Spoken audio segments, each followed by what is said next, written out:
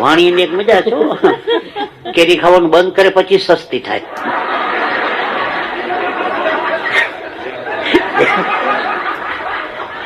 આ બધી કોઈ ટીકા ટિપ્પણની વાતો નથી કરતા, હળવી હળવી બધી વાતો છે. જૈનો ની બુદ્ધિ ને વધારે, જૈનો ને પાછો પટેલ છેતરી જાય. વાણિયા ને પાછો પટેલ છેતરી જાય, એ સાંભળી લ્યો. કાઠિયાવાડમાં 200 વીઘા જમીન રાખી વાણિયા, ખેતી તો આવડે નહીં. પટેલ પટેલ ખેતી ભાગમાં રાખવી. આ શું શરત? શરત કઈ નહીં, નીચે થાય મારું, ઉપર થાય તારું. પટેલે મગફળી વાવી, જમીન હેઠે થાય. પટેલ ગાડા ભરી ગયા, વાણીઓ જોતો રહ્યો, મારો લઈ ગયો. પાછું બીજું વર્ષ આવ્યું, પટેલ ખેતી ભાગમાં રાખવી. હા શું શરત? શરત કઈ નહીં, આ વખતે નીચે થાય મારું, ઉપર થાય તારું. પટેલે બાજરો વાવ્યો,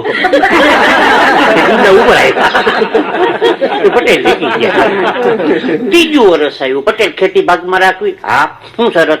શરત કઈ નહીં, ઉપર થાય મારું, હેઠે થાય મારું. હાલ 50 રૂપિયાનો સ્ટેમ્પ પેપર મગાવી વાણિયા પાસે સહી કરાવી. પછી મકાઈ વાવી, તે ડોડા વચમાં આવ્યા, લઈ જાય. પટેલ આવને જમાવટ જો અમેરિકા, લંડન ને ભાઈ.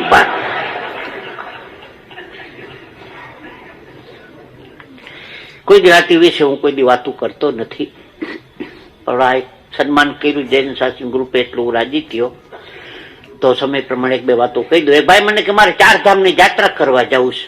હું તો રાજી થયો, હાકરનો પડો આપ્યો મેં. 4 ધામની યાત્રા.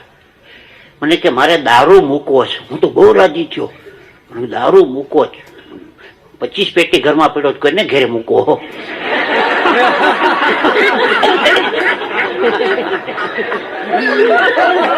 મેં તો હાકરનો પડો પાછો ઘેરી લીધો.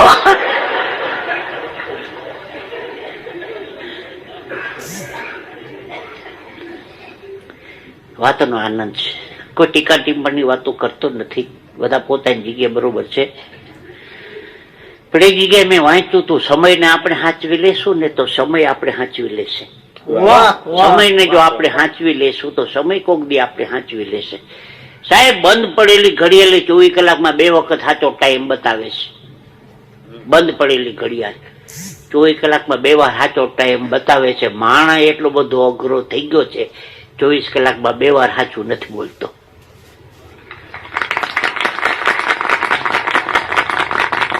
બીજી વાત, કામ તમે એવા કરો કે લોકો ફરી યાદ કરે, કામ એવા ન કરો કે લોકો ફરિયાદ કરે.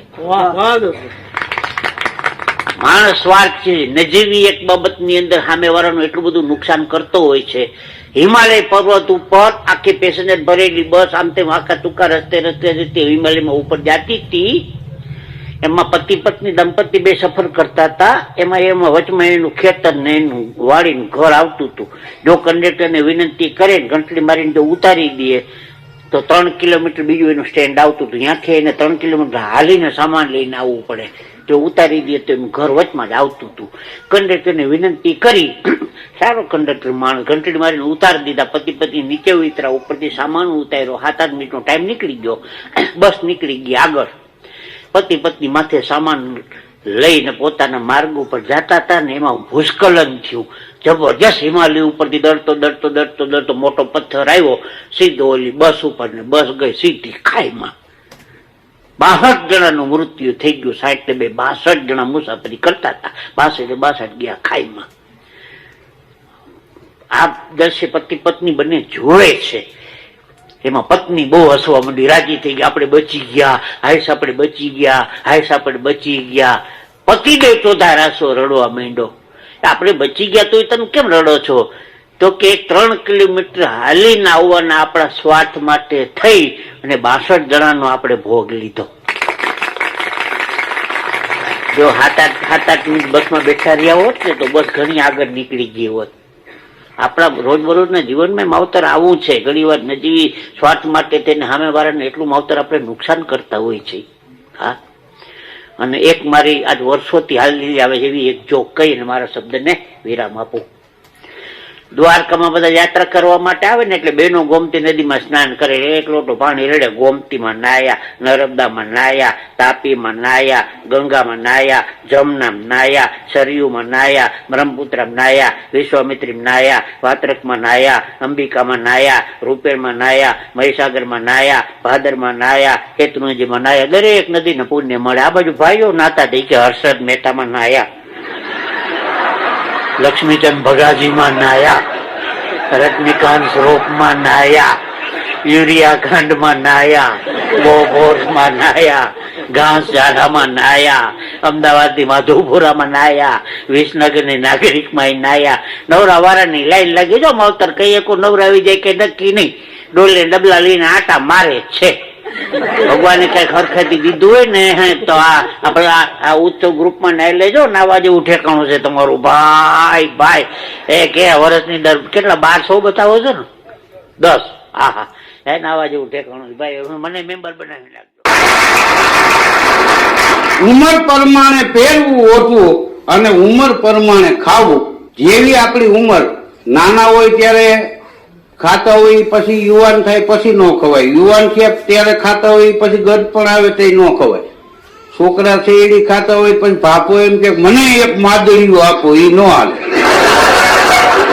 ઉંમર પ્રમાણે પહેરવું ઓછું, ઉંમર પ્રમાણે ખાવું. અરે માન વિનાનું કોઈને આંગણે વણ ચડ્યું ન જાવું.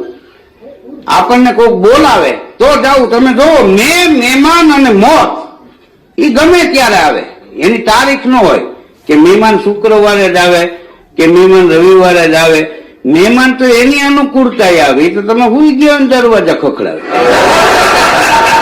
ને એને મન પડે ત્યારે આવે. તમે જો આપણો ભારત દેશ જ એક એવો છે કે 3 ઋતુ આપણે માણી શકીએ. મહેમાન અને મોત ગમે ત્યારે આવે, પણ ટાણે આવે તો રૂડા લાગે, કટાણે અકળ આવે. આનો આ વરસાદ ચોમાહામાં આવ્યો હોય, આપે ધરાણા કઢિયા વાદળ ચમંકી વીજ, રુદાને રામ હાંભળો આજ આવી અષાઢી બીજ. આય મહારાજ થતું હોય અને ઈનો ઈ વરસાદ જ કટાણે મોસમ કરતા હોય ને આવે ને તો બધાયના મોઢા બગડી જાય. આ આપણે જીવનમાં ઉતારવા જેવું. કોઈને ત્યાં પ્રસંગમાં જવું ને તો ટાણે જવું, કટાણે જાવ તો લોકો મોઢા બગાડી જાય. ટાઈમને હાથવી લેવો. મહેમાને ટાણે આવે જ રૂડા લાગે. તમે ઠામ ઉઠકીને ઊંચા વાળ દીધા પછી રામ રામ કઈને ઉપાડે. જમવાનું ગીત બાકી છે. હું વેલો પહોંચી જાત પણ મગનભાઈ રસ્તામાં હામાં મળ્યા વાતું ચડે. પણ તું ભલે વાતું ચડ્યો, ઘેરે એક ફોન મારી દીધો તો તું આવતા અમે રોટલી તૈયાર રાખત ને. મહેમાન અને મોત ગમે ત્યારે આવે, પણ ટાણે આવે તો રૂડા લાગે, કટાણે હકળાવે. દીકરાની ઘેરે દીકરા રમતા હોય અને મોટી ઉંમરના કોઈ દાદા દાદી ગુજરી જાય તો એનો પરિવાર, સગા સ્નેહીઓ બધા એમ કે તો લીલી વાળી મૂકીને ગયા છે. કારણ કે એને સંસારના બધાય કામ પૂરા કરી દીધા છે. પણ એનું એ મોત કોઈક યુવાન માણસને આવે, કોઈ બાળકો નાના હોય ને આવે ને તો એ પરિવાર ઉપર શોકનું મોજું ફરી વળે. એટલે આ બધી વસ્તુ ટાણે હારી લાગે, કટાણે એકેય વસ્તુ હારી ન લાગે. હા આપણે તમે જો અહીં રાજકોટમાં તમે એમ કહો ને કે 8 વાગે આવવાનું, ત્યાં 3:30 આવે, હજી અડધા હામાં મળશે. ક્યાં જવું? એન્જિનિયરિંગ હોલે કીધું ત્યાંથી તમે આવીશ, બસ પૂરી થઈ ગઈ. તું આવી ત્યાં સુધી રાહ જોવે તારી.